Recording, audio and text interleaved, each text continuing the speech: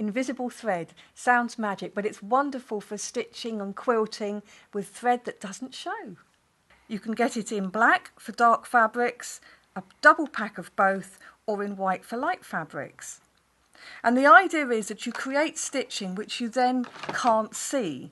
So if you see here on this table runner, I've used the invisible thread to create sort of contours and shaping, but you can't see any of the stitching. If you use it in the top only with a colour in the bobbin and don't adjust the tension, you can see the bobbin thread just very slightly comes up onto the top, creating sort of pick stitch effect. I've put the thread on both the bobbin and on the top, and I've decreased my tension because this is a very fine thread. And I'm now also using my blind hem foot because I want to stitch in the ditch, which basically means stitching in the previous seam.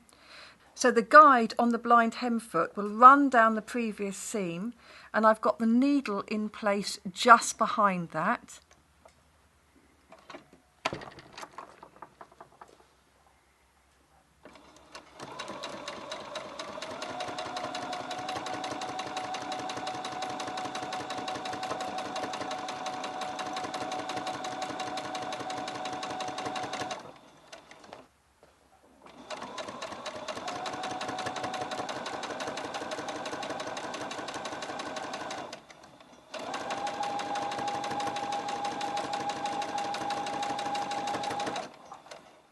So there I've stitched it, stitching virtually invisible but anchoring my layers together.